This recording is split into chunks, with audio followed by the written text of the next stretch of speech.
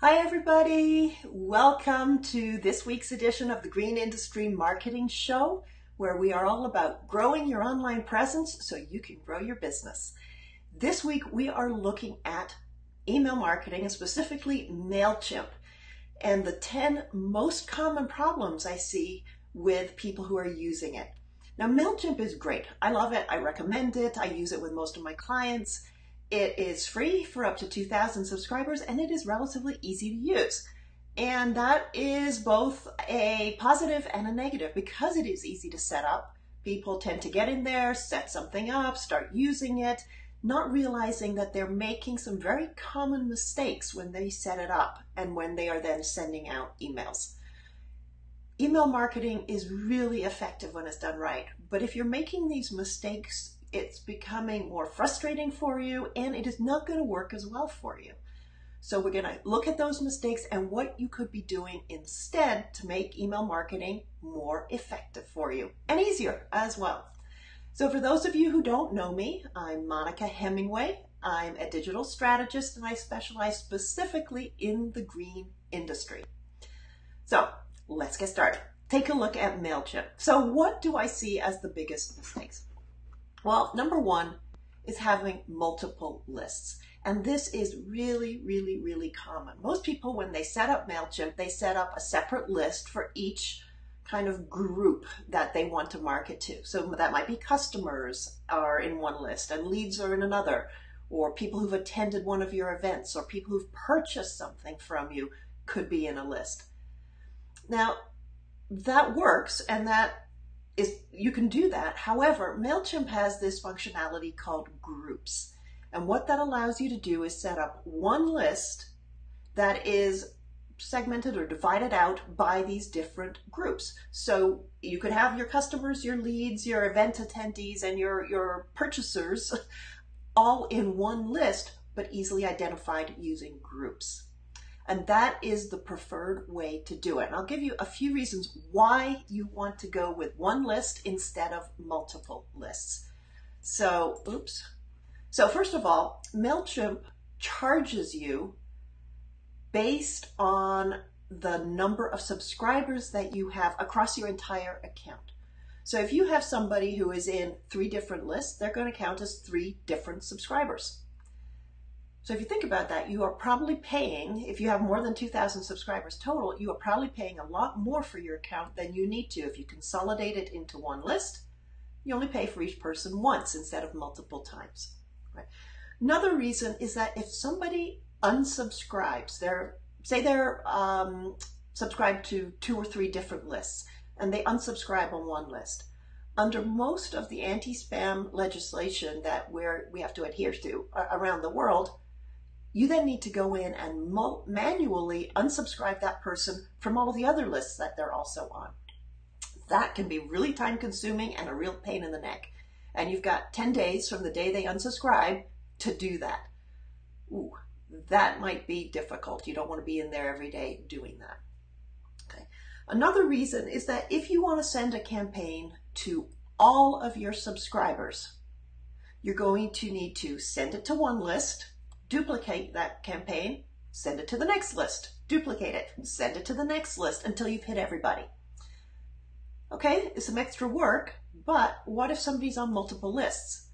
The end result is they're going to get the same campaign multiple times, and that is not a good experience for your subscribers. And then finally, the last reason why you really want to have one list is that reporting in Mailchimp is based on lists and campaigns. So you're going to get a report for one list, for your campaigns in one list. You'll get separate reports for campaigns in another list, and so on. So if you're trying to get an overall picture of how well your email marketing is working, that is not going to give you a very good idea of that. You're going to have to break things down by list and then combine things manually to try and understand how well your email marketing programs are working. If everything's in one list, click one button and you've got everything. So I hope that's convinced you that you really should be using one list and just combine everything into there and separate them out by groups. The second biggest mistake that I see is companies or people who are not sending out a welcome email when somebody subscribes to your list. Now, if you think about it, they're at their most enthusiastic when they've just signed up, right? They want to hear from you. Mailchimp does have a default confirmation email that it can send out, and it basically says you're subscribed to this list and here's your email address and the date and time you signed up. Great. Most people don't bother editing that. They just send that out and call it a day. But you're missing a huge opportunity by not engaging with your new subscribers. So instead of doing that, I don't send out that default confirmation. Instead, what I recommend you do is set up an automation with a welcome email. This automation is triggered as soon as somebody joins a specific list. Group within your list, sorry. So if they join the group leads or prospects, they'll get a different welcome email than if they joined the group attended your latest event, okay? And that's regardless of how they joined that list, whether you manually add them or they subscribe online. And that welcome email can give them a lot of information. Keep it short, but a lot of information, like what can they expect from you? What kind of information are you going to be sending? Is it special offers? Is it news and updates? Is it tips of some sort? And how often can they expect to hear from you? The third thing you should be doing with that welcome email is asking them a question, because again, they are enthusiastic at this point. Ask them a question that's going to help you better understand their needs, their desires, why they've joined your list, and ask them to reply to you. And you'd be surprised, they probably will. And you can collect a lot of fantastic marketing information, intelligence that way. So do send out an immediate welcome email. It is easy to set up in Mailchimp. So what's the third mistake? Using your personal email address. So sending emails from your Gmail, Yahoo, Hotmail, AOL, any of those sorts of accounts. Don't do it. Now, technically, you can, all right? You can send it from those, but I strongly recommend that you send it from your professional or business email instead. So, for example, I send emails from mhemingway@itgmultimedia.com, not from monicahemingway@gmail.com, right? Why? Well, a few reasons. First of all, it looks a lot more professional. I mean, seriously, who are you going to believe? Somebody who's using a Hotmail account to send you emails, or somebody who's using the professional email associated with their business or online presence? It's kind of a no-brainer. So if you don't have an email like that already set up, go do it. Go set it up right away. You can buy the domain. You don't even need a website to do this, right? You can buy the domain on GoDaddy and set up your email using Google G Suite. $6 a month. You can't beat that. One thing to know, you must have access to that email. So you can't just get a domain and say, I'm good. You actually need to have a working email account with that email address, because when you set up Mailchimp to send from that email address, Mailchimp is going to send you a verification email that you have to open and click on. If you don't do that, you can't send email from that email address. Pretty straightforward, okay? So what else do I see as mistakes? And one other thing, kind of a more, I guess you could say advanced thing, is you could authenticate your Mailchimp account on that email address, but you need to have access to that domain. And that's kind of more advanced, but it does make a difference. So again, use that professional email. Okay, so what's the fourth mistake? Using the wrong from name. So what's that? That's the name that shows up in the from field on your email. A lot of people simply use their business name, the company name. And in some situations, yeah, that is fine. That works. So if you are a large corporation or representing a large corporation, or you're an e-commerce website, for example, people wouldn't know any individual at that company, so they would expect to get an email from that company.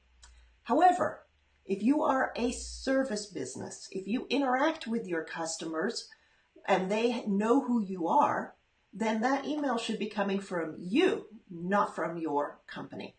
So for example, you can send it from, I send it from Monica Hemingway at ITG Multimedia, or you could send it from Mark at Smith's Lawn Service. All right. Whoever the person is who your subscribers are most likely to know personally, send it with that as the from name. A few reasons for that. One, they're more likely to recognize it and recognize it as a personal email as opposed to some sort of marketing message. It's coming from a friend, right? Somebody they know. The second reason is that companies subscribers, people buy from people. They don't buy from faceless corporate entities. So by using your name in that from field, you're starting to develop a relationship with your subscribers where they get to feel like they kind of know you. They certainly recognize you. And we all know that people buy from people they trust. Developing those relationships is part of developing trust. So use your name for your from. Okay. All right. Number 5, no online sign-up form. Oh my gosh, I see this all the time. How are people going to subscribe if there's no form on your website or on, you can even link it from, say, your Facebook page or some of your other accounts. You can create a sign-up form in Mailchimp, a landing page in Mailchimp with a sign-up form. So even if you don't have a website, people can go there to sign up. You must have some way for people to sign up online to get onto your subscriber list. Now, I know Mailchimp's sign-up forms are not necessarily the prettiest thing out there, but they are easy to use. And by using the new landing pages that Mailchimp has, you can create a nice looking landing page that you can drive people to that asks them to sign up. If you want to embed it on your website, there's a little piece of code you copy and paste. It's really straightforward. If you don't like the look of it, if you've got, say, a WordPress website, there are a bunch of different plugins you can use for free that will allow you to put your email sign up on your website so that it looks much nicer, right? People sign up, they get added to your Mailchimp list. So at this point, there is really no excuse. There is no reason for not having an online sign up form that encourages people to subscribe to your list. So, okay, number 6. Now we're getting into when you're actually sending out emails. Number 1, too much text or too many images. People these days have a pretty short attention span. I remember reading it's less than the attention span of a goldfish, which is pretty frightening, actually. So those of you who are still with me, thank you for having a longer attention span. Emails, long emails just don't get read. Most people are reading them on their phone. You know, you're scrolling through your phone. Are you going to keep scrolling and scrolling to try to get to the bottom of something that is really, really long? No, it's just not going to happen. So keep your emails relatively short. If you need to, put an excerpt or a short summary and then link people out to your blog or your website or wherever the longer content is. Make it easy for them. If they are not interested in that, great, they don't have to read it. If they are, they'll go to your website. Oh, you have one more opportunity to continue to build that relationship with them and show them more information on your website. Same thing goes with images. Images can be great. They can really enhance your email marketing. They can help to convey the image, the message better maybe than text, and they can sort of reinforce your brand image. The problem is when you have too many images. So they hog up a lot of bandwidth to download. So if somebody's on a phone and they're using cellular data, they are not going to appreciate having to download all of these images to see your email.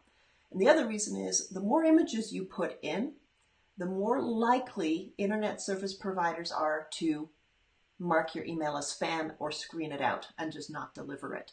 So I'm not saying don't use images. You absolutely should, but be judicious in your use of images. It's not all about the images.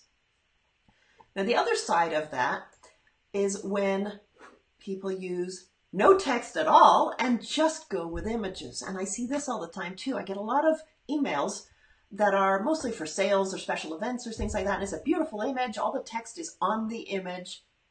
Well, the problem is that around about 50% of people have images turned off on their email by default, and they don't bother to turn it on. So they are actually not seeing your images at all. So if your email is just an image, they wouldn't see it at all. They wouldn't get the message at all. So be very careful with the use of images. If your message is only on an image, you also want to add some text that basically says the same thing as your image does, so that those people who have images turned off can still see and understand your message. Particularly if there's a really good, strong call to action there. If they've got images turned off, they won't get that. They won't click, they won't buy, they won't visit, whatever it is. Okay, so be careful with that. Number 8, and this one I see a lot as well, in your emails, using links instead of buttons. I'm not saying don't use links, okay? Links can be really helpful. You want to be able to link out to your website or to, resources, whatever it is. But if you think about it, again, more than half of all people are looking at your emails on a phone. And if all these links are close together, how are they going to click? We call it the fat finger syndrome, right? You can't click on that tiny little link without clicking the one underneath it as well, and that's going to drive you crazy. So where you can, use buttons instead of links. And Mailchimp, again, makes that really easy for you to do.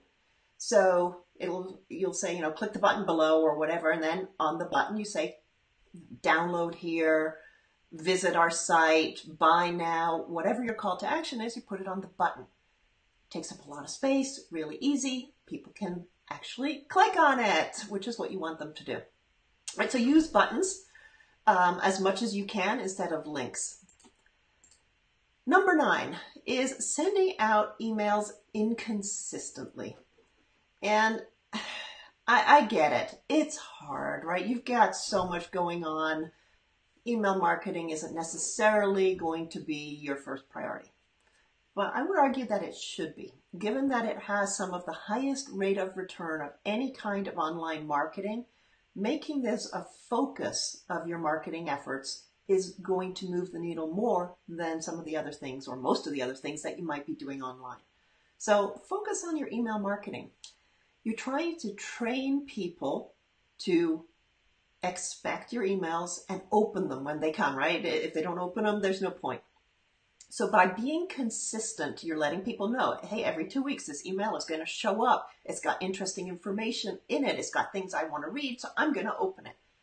If you stop doing that, if you start, and pick a schedule and stick to it. If you start being really inconsistent, maybe they'll get 2 1 week and nothing for the next month.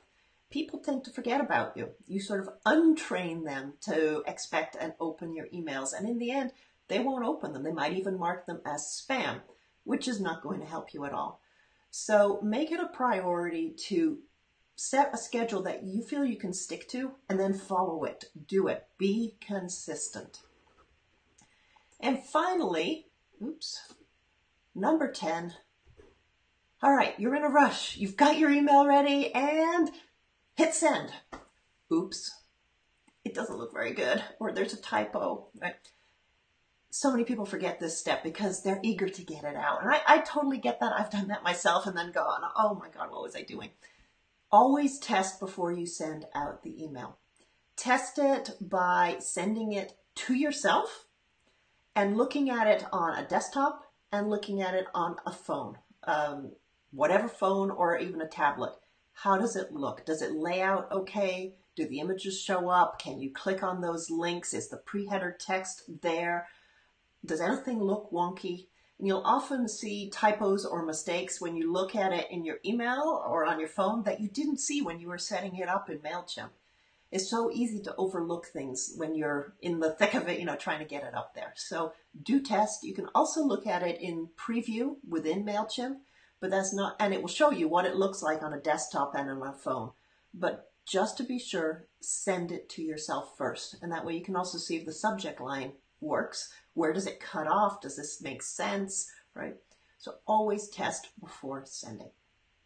So there you have it. Those are the 10 biggest mistakes. And oh, hey, Tom, how are you? I added my photo to our outgoing email and our e-newsletter, and we've already received a lot of positive feedback saying that they now have a face to put to everything. Awesome. Perfect. That is such a good idea because now they know who the email's coming from. They know you, right? So great idea. Way to go, Tom. So, and that's something, especially in the welcome email, that we always recommend. And so thanks for bringing that up, Tom, is that you, in that welcome email, put a headshot or a photo of you or the team, depending on who this is coming from. Again, building that relationship.